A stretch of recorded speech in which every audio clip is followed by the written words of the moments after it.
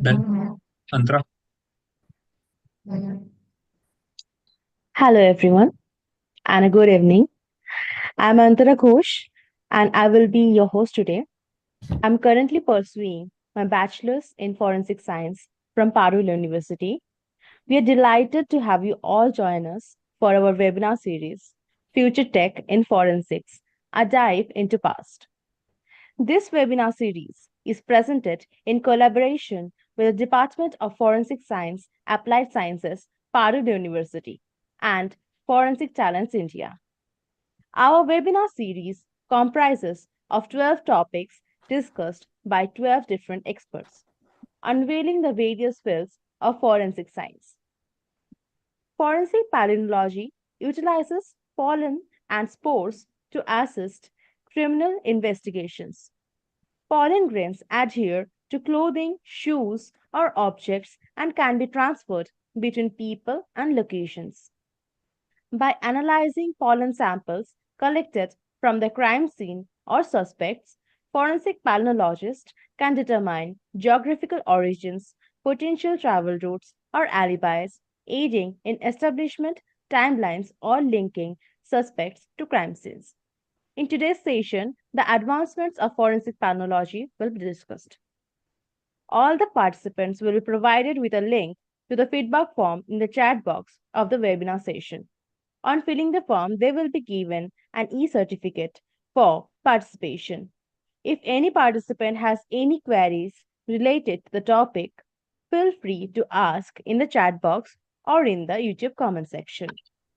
The topic of today's session is Advancements in Forensic Palynology by Manila Bhoria ma'am. To invite and introduce Manila Bhoria ma'am for this expert discussion, I would like to extend an invitation to Mr. Arun Kumar Karwat, CEO and founder of Forensic Talents India. So, Thank you, Antra, for inviting me. So, our today's speaker is Manila Bhoria. She has completed her BSc in medical from Punjab University, Chandigarh. She has also completed her master in science from forensic science from Chandigarh University, Punjab. She is also qualified in UGC NET examination. She also get the fellowship from the Ministry of Social Justice and Empowerment under Government of India. Currently, she is working as assistant professor in Parul University, India. She is also gold medalist in theater and drama.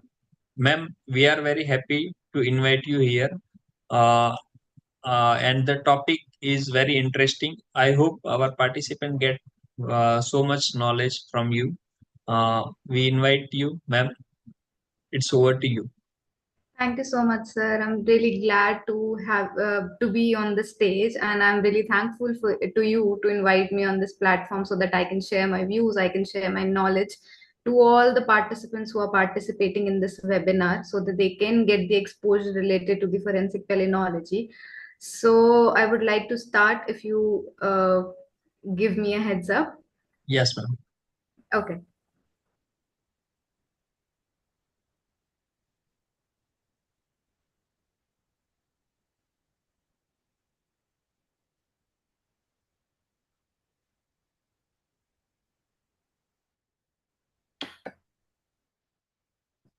Okay.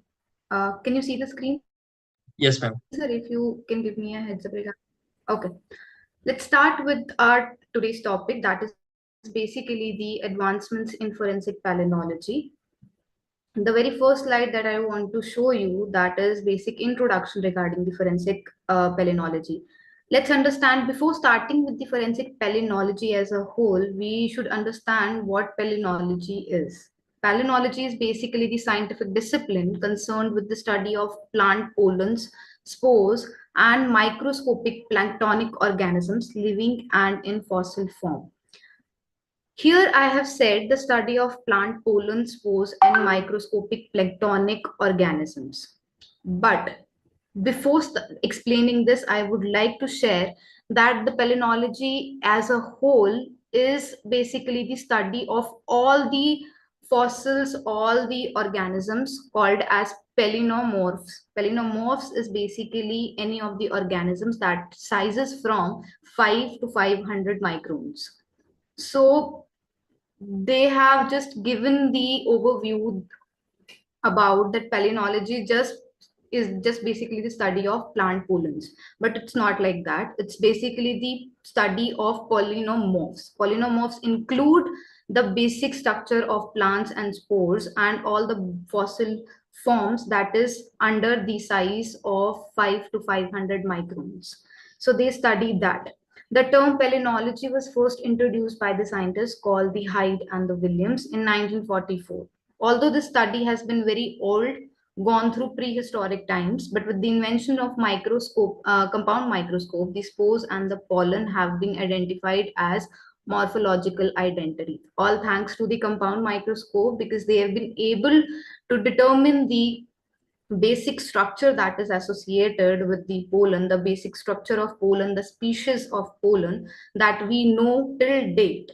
All that structure, all that database that have been created with the examinations of different pollens and spores is because of the compound microscope, and are the two very most important microscopes that we use during the examination of pollens, that is the scanning electron microscope and the other is transmission electron microscope.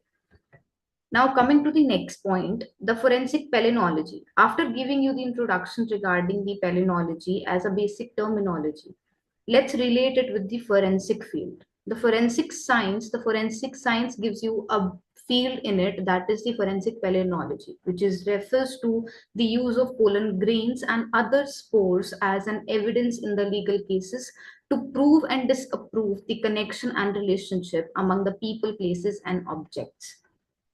Okay, I explained that palynology is basically the study of palynomorphs, and palynomorphs supervises mainly its two structure, that is the pollen grains and spores, other spores that comes under the pollen grains. Okay, so the pollens of the most important use when we talk about the forensic palynology branch. We study the structure of pollen grains, we study the structure of all other spores, and then we determine the origin of those particular pollen grains, from where they come from which species they belong, from under which environment they existed. We determine everything, and then we relate to the connections that they will be having or they had with the other people, or in the crime scene, if we say the suspects or the victims or any of the evidence that we recover, if the pollens are attached to that particular suspect or the victim, or to the any of the evidence that have been recovered from the place, we relate or we connect those dots and we connect those relationships with the pollen and to the all among places, people, and the objects. The father of forensic palynology is Wagen Bryant. Wagen Bryant is basically the father of palynology, and the other scientist, that is the Leonard von Post, he began the analysis of pollens in 1961 in Sweden. So, palynology and the forensic palynology is not the branch which started today itself or few years back. It's been in existence from many years, many years. So one of the very most famous case that gave the literally gave the identity to the forensic palynology and pollen as the basic identifying feature in case of the forensic field is this murder case that happened in Austria in 1959. There was one passenger who visited Vienna, Austria with his friend as well as his business partner, who they both went on the boat trip on the side street of Danube River in Vienna. And what happened was that the other person disappeared. Out of blue, he disappeared. And his other friend, who was also on the board, and his company partner as well, when he was interrogated by the police officers, he said that he had no sight of it. He didn't know that where the other his friend went. He had no idea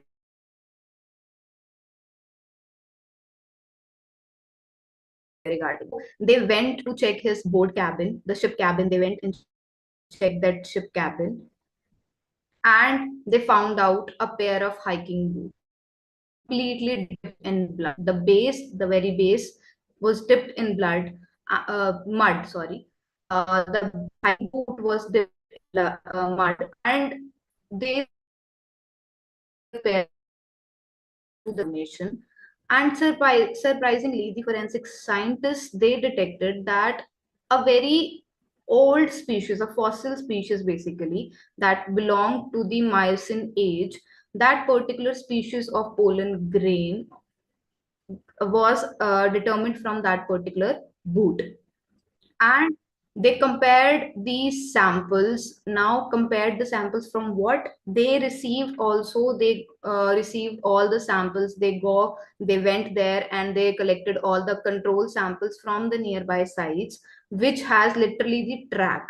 They visited every single place nearby, which was the actual track of that ship boat or the boat which traveled through the different places. They went to the different places, they collected the control sample, they also examined the control sample, and they then got the idea and they got the results. After the examination, they got the results that both the control, one of the place from the control sample from which it collected, it got matched with the boot mud. The boot mud pollen grain, they got matched. And after that, they took that friend of the missing person, they took that friend to that particular area of that particular place, and they asked that if he knows anything about it, because that boot recovered from his area or his room. So he then confessed everything regarding it, from that at what place he buried that body and at what site the missing person was. So this was the very first case that came into being and which made the forensic palynology very popular at that point of time. And because of that, the palynology field, the examination of pollen grains, became very popular. But after that, for many years, this field again lost its interest among the forensic scientists, because they didn't receive any of the very famous cases regarding that.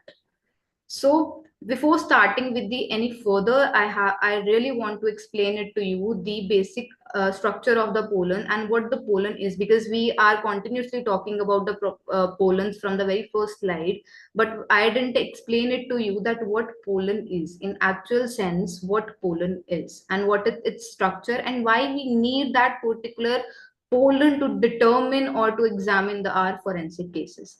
So let's understand what is pollen and its structure.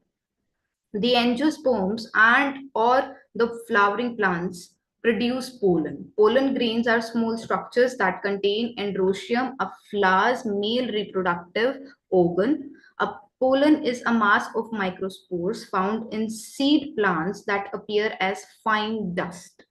The two layers that surround the pollen grains are exine and intine. Basically, the pollen grains are the male reproductive organs of the flowering plants.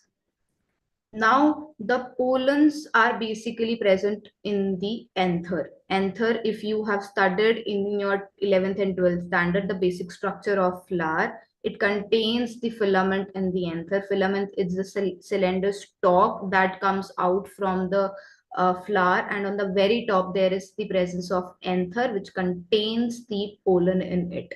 And the basic structure of pollen, as you can see in the diagram, as you can see in the diagram as well, that there is the outer dark green layer which is called the exine, and the very inner layer, as you can see, is called the intine. If we talk about the exine, exine is something, the outer covering of the pollen, which is resistant to disintegration. it is very difficult to break that particular layer of the pollen grain or the pollen structure, because it is resistant to any kind of disintegration. Even if you apply any kind of chemicals, or you use any kind of acids, or you apply a lot of heat to it, even then it would be very difficult for any of the scientists to break that particular exine layer. Now coming to the intine, intine is basically the inner layer of the pollen, which includes everything that is present inside the pollen: the cytoplasm, the vegetative nucleus, the generative nucleus, the generative cell, everything that is present inside the cell, inside the pollen, that covers the intine. That intine covers all the inside portion of the pollen.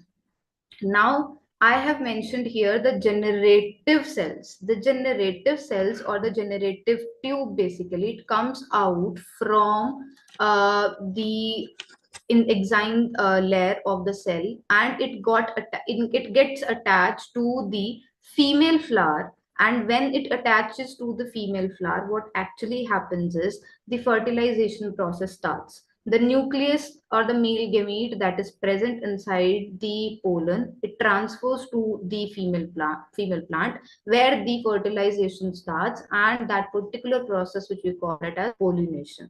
Now, what are the basic things that you need to keep in mind while studying the pollen and its structure is basically the medium from where or through which that pollen travels to one flower or to the other. There are basically many mediums through which that pollen travels. Either it can be a wind, it can be water, it can be any of the insects, for example, bees. It can be bees who transfer one pollen to the other surface, or the other pollen to the next flower, which starts the basic process that is called the fertilization or the pollination. Now, the next thing is the pictures I have added just to give you the visual representation about the what pollen looks like. They are basically yellowish, or you can say either sometimes white as well. They are basically white or yellowish, powdery, dry, powdery substance. You can see in these pictures as well, there is a yellow powder that you can see, and these are, I'm marking it over here, these are basically the anthers, and the stalk or the cylinder you can see, this is basically the filament. Now the anthers, the bee or the any of the insect, they sit on these plants, in on these anther. On their feet, on their wings, the pollen gets attached, and they go to the other flower and they sit on it. And because of that, the one pollen of one origin from the angiosperms or the flowering plants, they go to the female reproductive plants, and the pollination process starts. There is one more picture that is on the right hand side. On the bottom, there is one picture which shows that there is the dust coming out from the particular plant, as you all can see. That dust is basically through the wind. If there is a storm coming, or there's any sort of heavy winds, what happens is the pollen comes from that particular plant, and it travels through the help of wind. And because of that, there are some proteinaceous substances, the proteinaceous covering of the pollens, which causes the allergic reaction in some people. Many of you must be knowing about this, like even your friends or any of your family members, they start sneezing when a specific season starts. They start sneezing, they have a specific inflammatory nostrils and inflammation in their nostrils. That's because of the pollens itself. The pollen, some of the pollen species of the proteinaceous origin, what happens is they stick to the nose, they go inside the nostrils, and they cause a allergic reaction, which is most commonly known as your hay fever. Hay fever is basically which is caused due to the pollens of proteinaceous origin. The very next slide I've added the more about your forensic palynology. Forensic palynology is basically the study of application of palynology to legal cases and laws. Now, the palynology, forensic palynology, I have started the forensic palynology is the study of pollens. And now, with the determination of pollen, the origin of pollen, from where it is coming from, that particular thing we study in the forensic palynology, and we relate it to the legal issues and the law, and we examine those cases through which we can determine that this pollen substance is, the pollen grain is included in this particular cases. And because of, with the help of the pollens, at the examination of pollen, we can determine that this particular crime happened at this place. The forensic palynology primarily analyzes pollens and spores as a form of trace evidence. Now there is one word that is called trace evidence. Trace evidences are basically the type of evidences that are present in a very minute quantity. That is present in a very minute quantity. Now, pollens and the spores, they can be present at the crime scene, but in a very minute quantity. Sometimes it can be visible to you, sometimes it can't be visible to you. Sometimes it must be, there can be a chance that the pollen got mixed with the mud or the soil, or they stick to the clothing of any of the suspect, and you can't see it with your naked eyes until unless you examine that any of the, let's assume any crime scene that happened in a field, any crime that happened in a field. Now you see that there is a victim's body over there, and you see that there are different plants available near the surroundings, and you know that pollens can be a source of examination when it comes to the forensic science. You can relate that what kind of plants that are available in the surroundings and what type of pollen species that you can come across during your examinations. Then what you'll do, you'll collect the control samples in the nearby areas. If there is one type of species, it's a jackpot for you, that you have only one species and you have to compare to only one species only. But if you have different type of species of plant over there, you collect different control samples from different plant species. Now, during the investigation of the crime, what you'll do the examination of the evidences that you recover from the crime, and if there is a presence of pollen in any form, even if it's stuck to the shoes or to the hands or in the hair or to the body or to the clothes or any of the material that is present in the nearby area of the crime scene, you compare it with the control sample. If it matches with the control sample, then you can say that this particular pollen species is the evidence that you are going to examine, and you compare it with the suspect. If the suspect is present, if you know that this evidence or the pollen you have recovered from the suspect as well, you can compare it with that, and it will be, the case will be solved. The cases associated with the forensics, they mainly work on one basic principle, and it applies to the forensic palynology as well, and it applies to the every single branch that is present in the forensic science and under the forensic science. That is the principle called Locard's principle. The Locard's principle or Locard's exchange principle is basically the principle that if you come in contact with anything, if one person or one individual or one thing comes in contact with the other thing or other object or other field or other environment, there will be exchange of things, there will be exchange of material, there will be exchange of evidences, there will be exchange of any material between the two or three elements. Now, if let's assume if I have committed any of the crime, I'll go to a place and I'll go to a field, or I'll go to one place, killed somebody, now move to the other place and transfer that particular body to the other place. Now I know that I wore boots at that time, I wore shoes that time, and I moved to one place to the other. Now what happens is, if the police officers or the investigating officers, they think that I am the suspect, what they'll do, they'll examine every single evidence related to me. They'll examine my clothes, they'll get the DNA from me with my consent, and anything that they can recover from me, that even the fingerprints, the hair samples, the saliva sample, whatever they think that must relate that to the victim or the type of crime that has happened, if they can relate it with that, they'll do every possible thing and they'll get the evidences from me.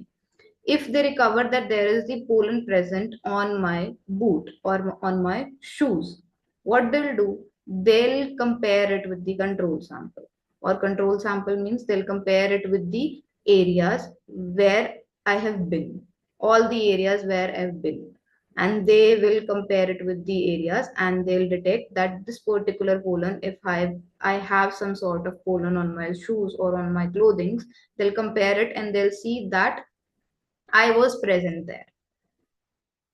My presence will be confirmed because of that.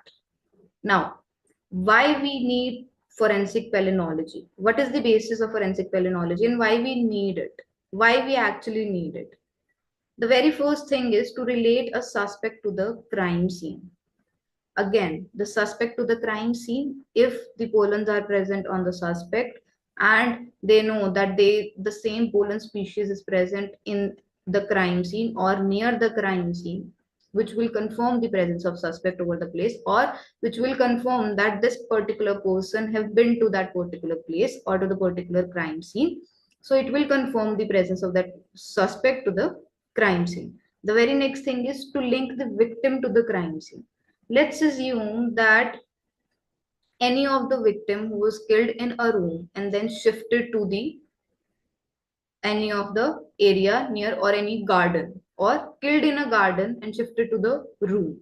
If any of the individual killed in a garden and shifted to the room, what happened is any of the pollen or any of the spores near flowering plants, if flowers are there, any of the pollen will come and get attached to the victim, and it will be considered as the primary crime scene. And now they'll move to the second place from where they have recovered the body, it will be our secondary crime scene.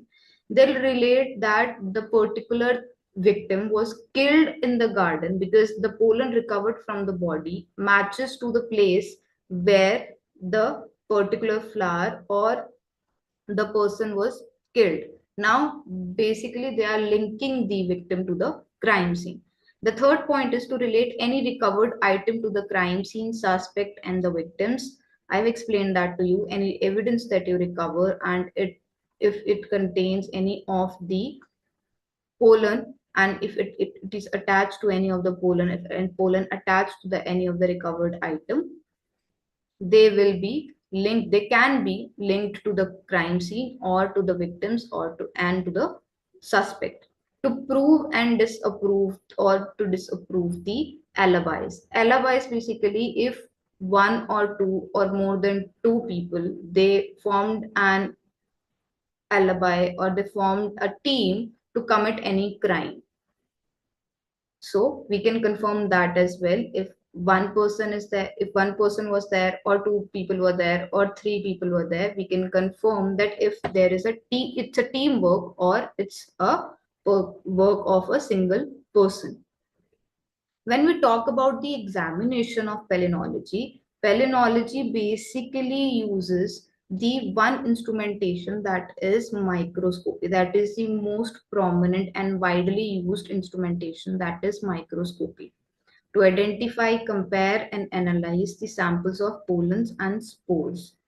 Microscopy, basically what microscopy or what microscopes as a whole do, whatever you'll be examining under the microscope, they'll magnify the image of the sample and will show it to you, and will be shown to you that this particular image that you are considering is as a very microscopic species or a very very microscopic element, you want to see the enlarged feature, or you want to see the enlarged picture, and you want to see the morphology as well as the anatomy of that particular microscopic species or microscopic element, what you will do, you will prepare a slide and you will put it under a microscope and you will analyze it, because you are getting the magnified image. That is what microscopes do.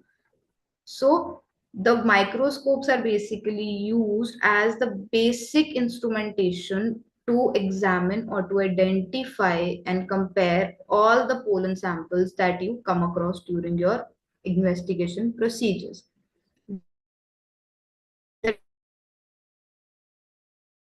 Allow us to identify the pollens of specific genus and species just by the microscopic comparison. Now, as you can see in the picture, there are different type of species with different shapes. The pollen is not particularly of one shape only. The pollen can be present to you in the different shapes, in different forms, in different sizes, and the sizes also varies from 5 to 500 microns. They varies from any of the sizes, and you can see there are different species and different genuses available, and based on that we can compare the sample that we have recovered from the crime scene to know that which particular species is this that we are studying, and what is this particular species or of what genus we got the sample of. Now, scanning out of all the microscopes, there is one microscope that is very popular. That is the scanning electron microscope, which is famous for its accuracy and clarity. It will give you a very good images, very magnified images, and very detailed images. And also the light microscope, and light microscopes are basically used by all the institutions who don't have the access of scanning electron microscopes, basically because scanning electron microscopes are very sensitive, very expensive, and very you need to be very careful while using it. So any of the small institutions or the startups, basically those who which don't have the access of scanning electron microscopes, they just use the light microscopes or the compound microscopes to analyze the basic structure or the basic morphology of the pollens that they are coming across. Now, this is what on the left hand side I have added the picture of scanning electron microscope. This is what scanning electron microscope is.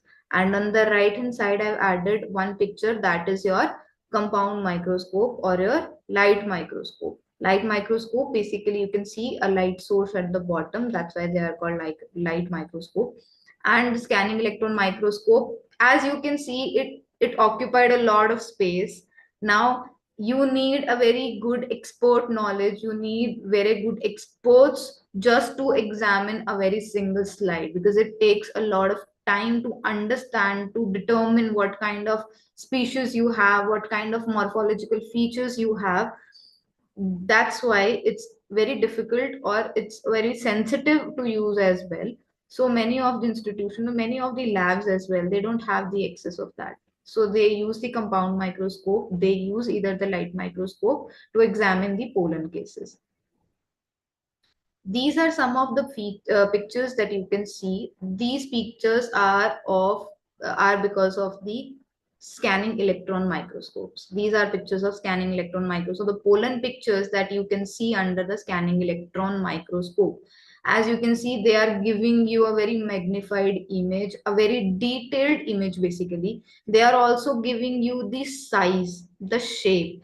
As you can see at the very left hand side, there is specific numbers at the bottom, and every single picture they are giving you the size as well.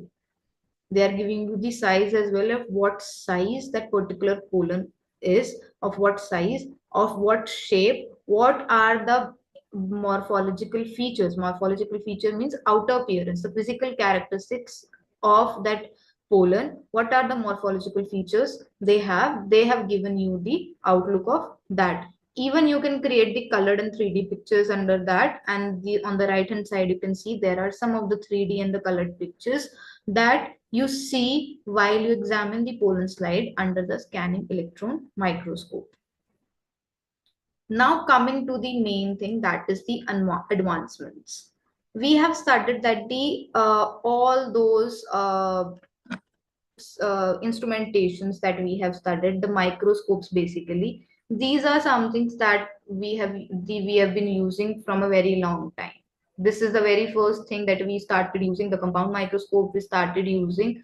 And after that, the scanning electron microscope, we come across the scanning electron microscope, and we got to know that scanning electron microscope can do wonders in the field of forensic science.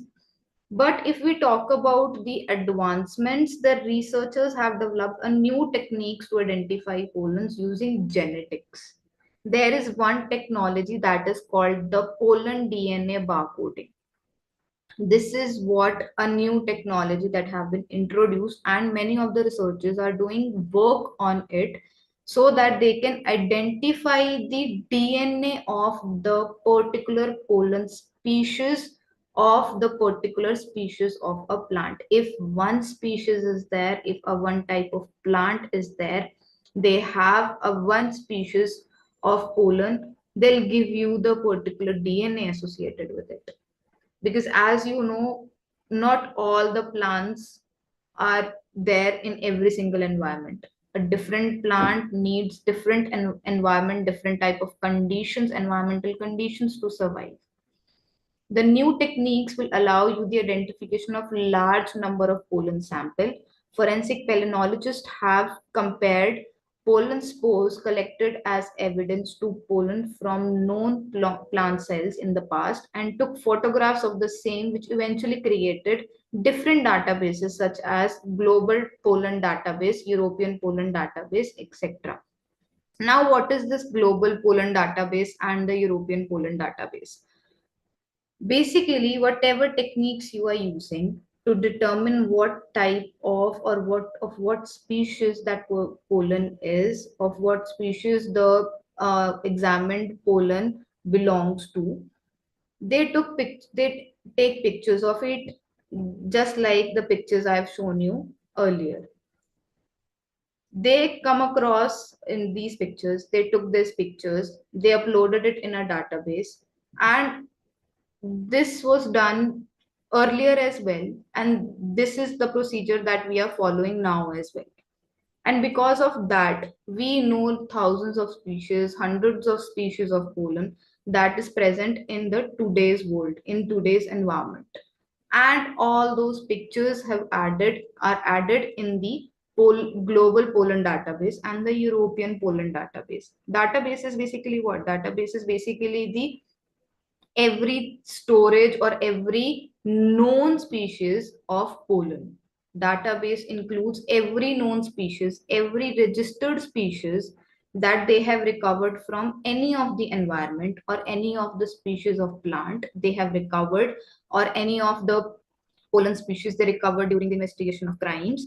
They added the photographs along with the species name and genus, along with genus and at the first place and species at the second place. They have added the name of it and in the global databases, so that whenever any of the crime happens and any of the forensic scientist performs the analysis procedure, and they determined or they got to know that this particular pollen species is present, they don't have to do the extra work. They can relate the picture or they can relate the morphological feature or the species to the database. They can see that whether the particular species that they have recovered or they are examining, is that particular species present in the database or not, or they have recovered or they have discovered one new species. If they have discovered one new species of pollen, they can add it in a database so that it can be accessible throughout the world. Now, I have talked about, many of you must be thinking about that I have talked about DNA barcoding and I have not explained the DNA barcoding. Basically, pollen DNA barcoding is the new technique that is introduced in the your examination of pollens. Now, what is basically the DNA barcoding is? DNA barcoding is basically the process of identifying the pollen donor plant. Pollen donor plant species. Polar donor plant species matlab the angiosperms, the flowering plants basically. What kind of species is are producing pollens? They'll determine or they identify that through the amplification or sequencing of conserved gene of plant DNA. Conserved gene region. Genes, you know that genes are basically present in a DNA, and for the DNA amplification or DNA sequencing of the basic specific gene present in the plant DNA, we can identify the DNA of the pollen. Now, the pollen identified using DNA barcoding involves the specific targeting of gene region that are found in most of all the plant species, but they all have high variation between the member of different species. How? Okay, the pollen basically what they'll do, they'll extract a DNA out of it. They'll extract a fluid, the fluid that is present, the cytoplasm that is present inside the pollen. They'll extract it, they get the DNA out of it, they'll amplify it, and they'll after amplifying and sequencing the specific conserved gene that is present in the plant DNA, they'll get to know or they'll identify the pollen donor plant species by identifying that what particular DNA that is present in the pollen and to what plant species it is, or to what plant species it belongs. Okay, this is something I have added, that is basically the honey collection. Honey collection procedure, and with the help of honey collection procedure, you are extracting the DNA pollen extraction from the honey and you are making the DNA barcoding. At the very end product that is you are getting, that is your DNA barcode. Now, honey collection and pollen extraction from the honey, how?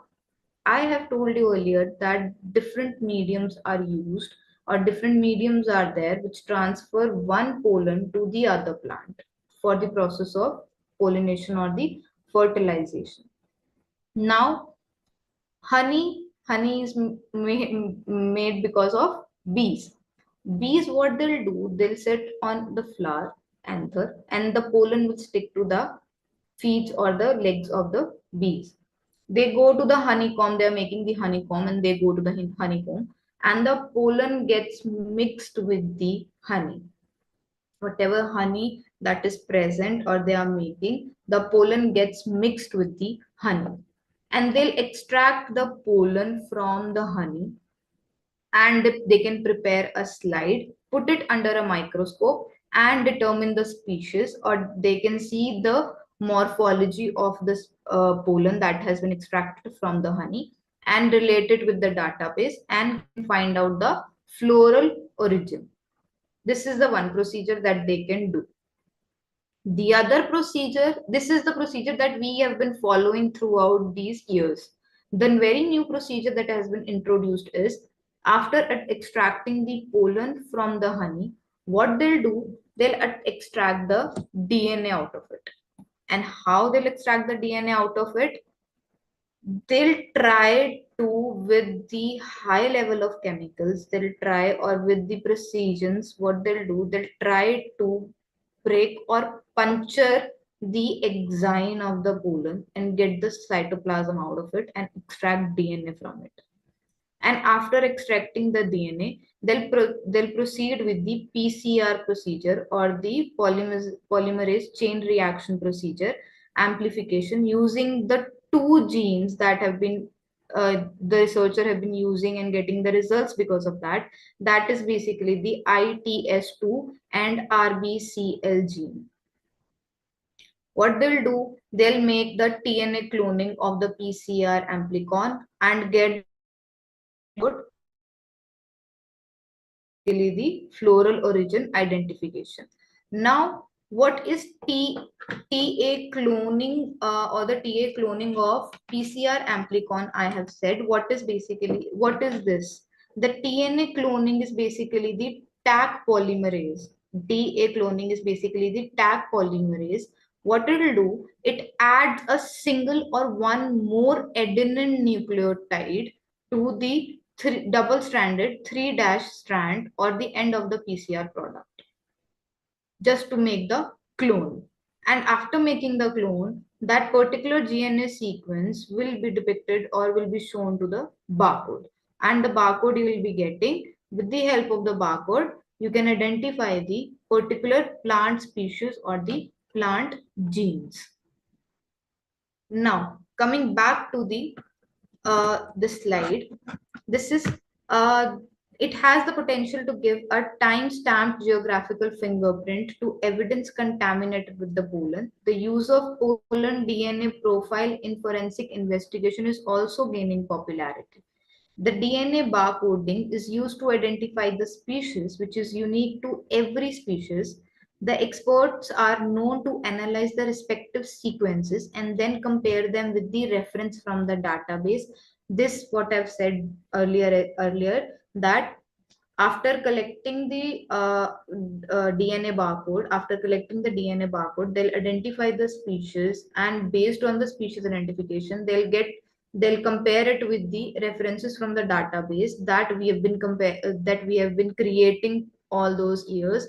And we have created a lot of database. The global pollen database is there, the European pollen database is there, and if you go and see on the websites of these global pollen database and the European pollen database, you will see the hundreds and thousands of pollen species with their specific pictures and their code numbers, which will give you that these are the genuses and these are the species that are recovered or that are examined all these years, and this is the database that they have created, and these are the species that they identified. Now, coming to the next point, the recent studies demonstrate that both chloroplast and nuclear barcoding markers can be amplified from the pollens. The use of trace evidences, that is pollen grain and spores, has played a prominent role in court proceedings and has given forensic palynology a unique recognition in today's world. Again, I have explained it, one case regarding in 1959 case, the Austria case. Because of that, the forensic palynology was became popular.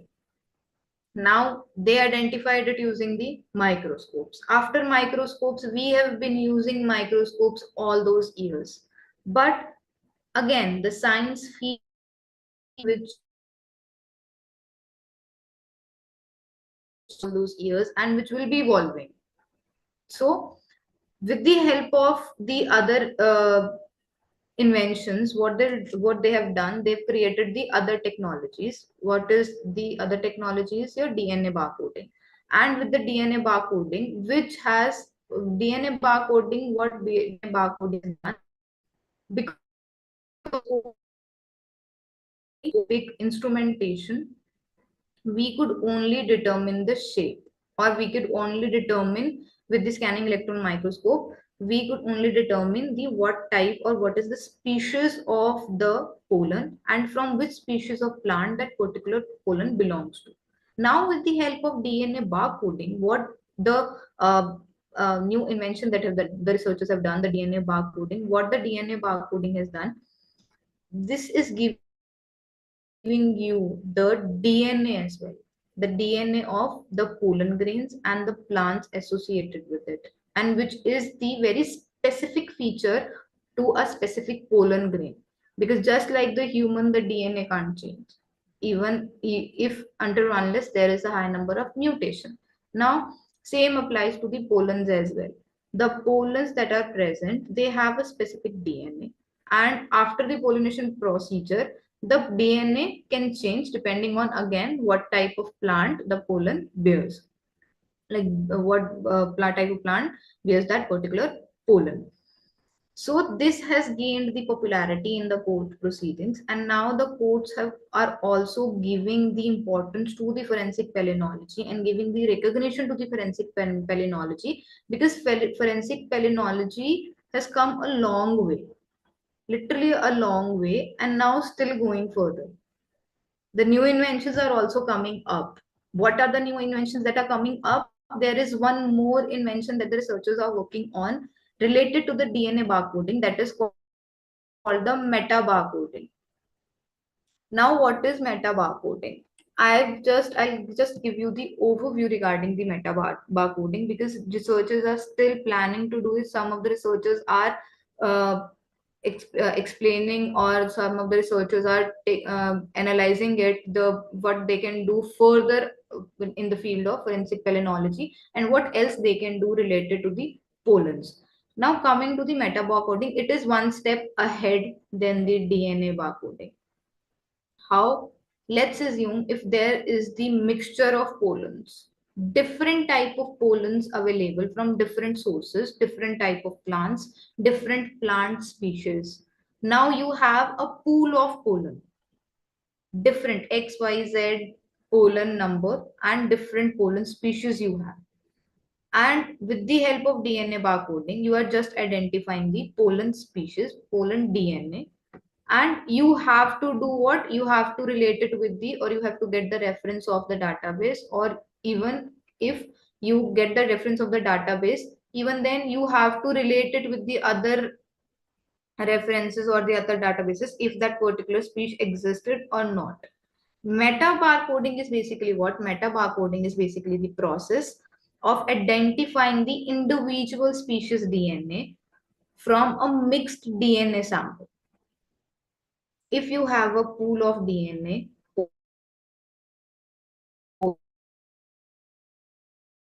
you to get the identification of individual DNA species that is present in the mixed DNA sample, and which is commonly used to get the catalog pollen, its mixed pollen load found in the pollinating animals. Now, animals, the pollinating animals like bees or any of the animals that are going through the field, or any of the flowering plants and getting exposed to it and going to the other places and migrating to the other places and dropping those pollens to the plants and proceeding with the pollination and fertilization process.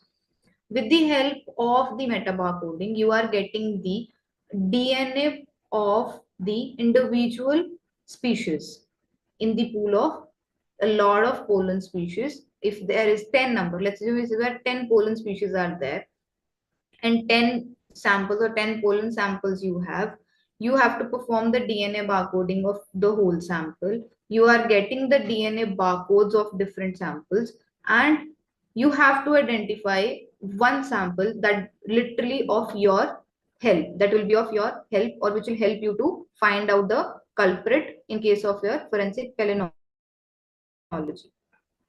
You will go for the meta barcoding because it is providing you the single identification, single DNA species identification in your pool of DNAs.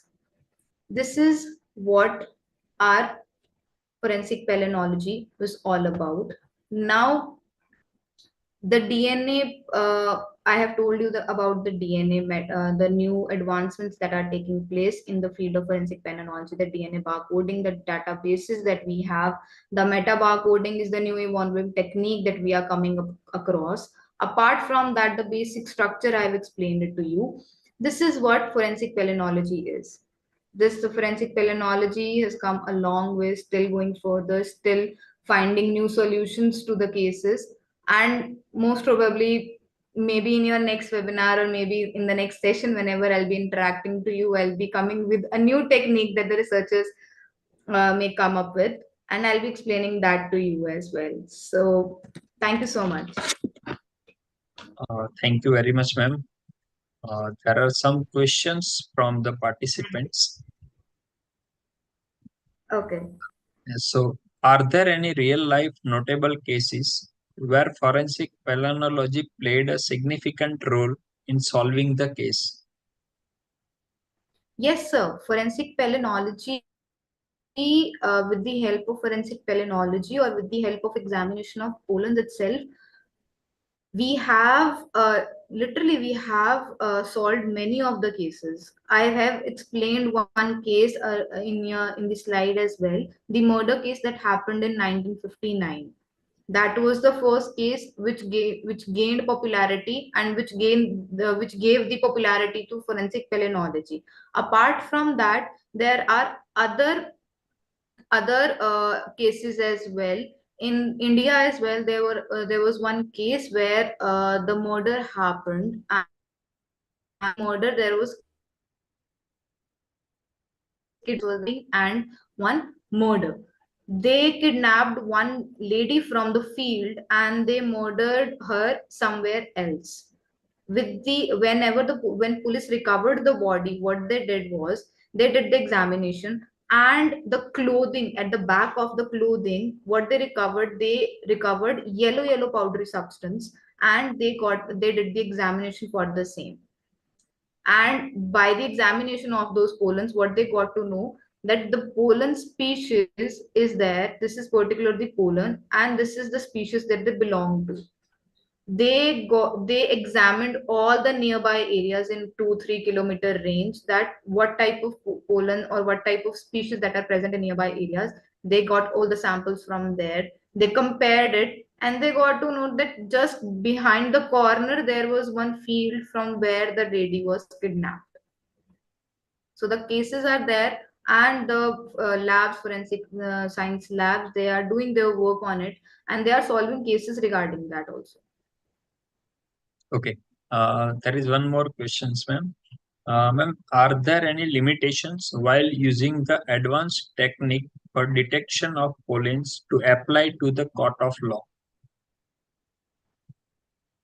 Yes, there are limitations actually. There are limitations that just I've added. DNA barcoding is the thing that the searchers are doing. The meta barcoding is something that they are coming up with. There are not much research that has been done on the meta barcoding, but they have done much more research on the DNA barcoding. And DNA barcoding is giving you the DNA of a pollen of a particular plant species as a whole, not of a particular single pollen. If there is a pool of pollen, if you recover, they are giving you the DNA, mixed up DNA of the full overall chunk of pollen. They are not giving you the single species. If they are giving you the chunk and you can't find it in a database, or you can't refer it to somewhere that this particular species is already there and this particular species exists in the nature, then how can you explain it to the court that I have recovered this and I want to explain it that this happened? uh, Yeah. Okay. So, ma'am, there are one more question from YouTube. What challenges or limitations are associated with using pollen evidence in forensic cases? so limitations are there. The limitations are, if you don't test the pollen samples quickly or in a given time span, what happens is, because of the environment, they degrade. Although the enzyme, the outer layer of the pollen, it is very prone or resistant to disintegration. I've told you this. They are prone to disintegration. They don't disintegrate very easily. But the inner structure, the the intine and the cytoplasm and the generative cell, vegetative cells, they degrade because of the environmental condition. If you don't test them as soon as possible or in the given time span and get the results, you won't be able to get the results afterwards, because afterwards the only thing you can do is you just can identify the morphological features only. And some of the morphological features, the drawback is, if you are using the microscopy, it will give you the morphological feature and the size of the DNA, but it won't give you the exact specifications, it won't give you the exact DNA species. Okay. So that can be a challenge in the court of. Okay, ma'am. So I hope our participant get their answers and you solve their queries. So thank you very much, ma'am. It is a very nice topic and very interesting topic because so many people are don't aware of about such topics, and it's a trace evidence. So its values are very high values are there. But thank you very Yes, much for your sharing such a great knowledge. Thanks a lot, ma'am. thank you so much, Sagar. It was a pleasure. sir, for inviting me on this platform. It's a help for me as well, and it's a help for every other participant as well. So thank you so much for inviting me. That was a great session, actually. Thank you, ma'am. Thank you again. So, Thank you dear so much, sir. participants, our next webinar is on 19th March 2024 by the Devyani Parke. The link of the Zoom link will be shared on your registered email ID. Thank you very much all for the your participants, and thank you very much, ma'am, for the your session. Thank you.